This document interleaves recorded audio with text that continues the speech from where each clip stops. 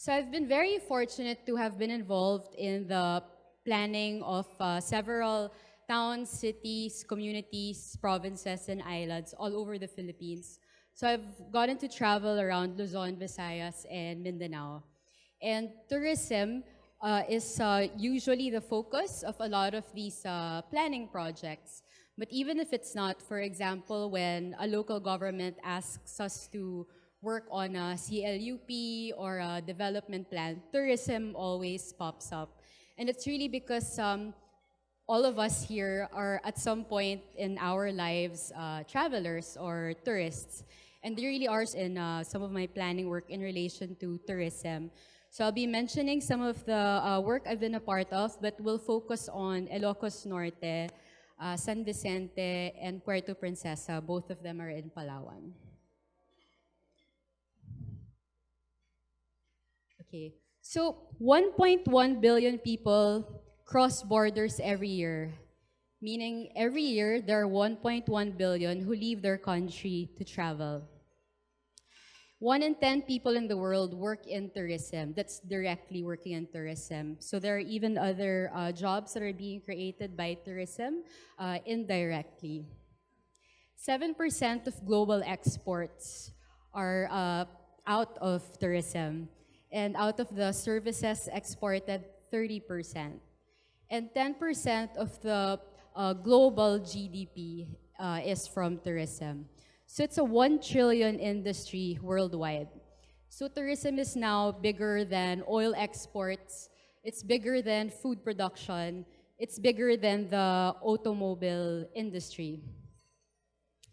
In Asia Pacific, it's a $500 billion industry. In the Philippine context, although we've seen quite a surge in visitor arrivals ever since the last administration, no? 5,360,000 tourists. However, if you remember Asia Pacific, it's a $500 billion industry. In the Philippines, direct revenues out of tourism is only $12.5 million. And in a ranking of Asia Pacific countries, Philippines ranks only 18th. So we're like a bit in the bottom in terms of the number of visitors that we receive. And you'll see later on that it's not because we're not a beautiful country. I think, and many visitors who have ventured into the Philippines would agree that we actually have very beautiful destinations. But that's not the main deciding factor for visitors to come to a place. So each tourist brings about an average of $1,000 every time they come to the Philippines.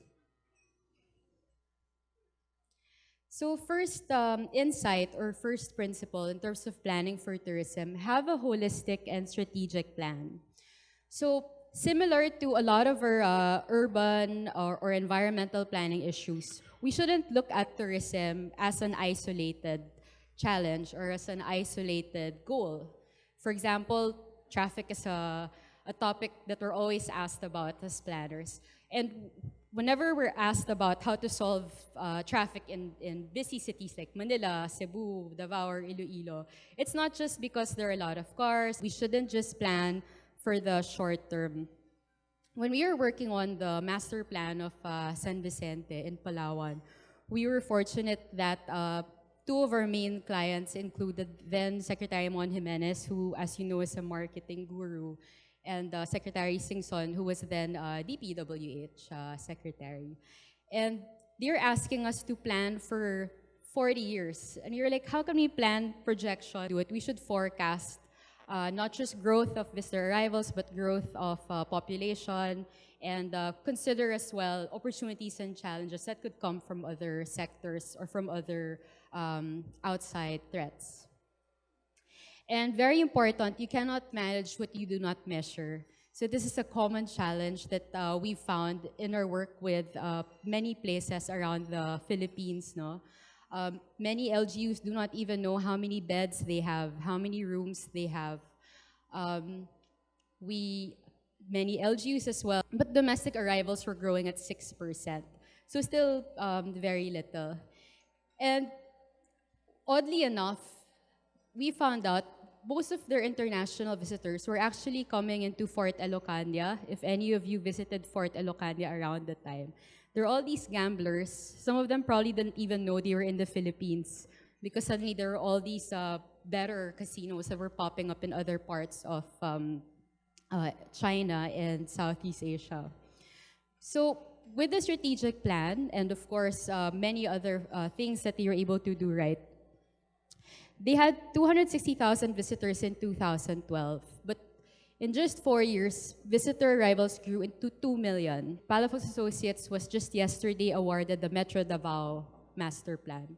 So there are a lot of benefits in clustering among LGUs. Because if you think about it, for example, from the visitor's point of view, if your target are, for example, visitors coming from China, or from the US or from Europe, they wouldn't travel all those hours or spend so much in getting support that you need for not just for tourism but for your development.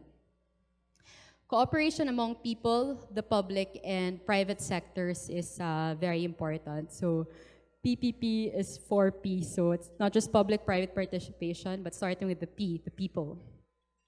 And we always start master plans with consultations. And it's not just because it's the right thing to do or it's required. Cities or places or towns have vistas and habitats that are well preserved. And then we should establish urban growth boundaries, know when and where to stop building and encroaching on the natural environment.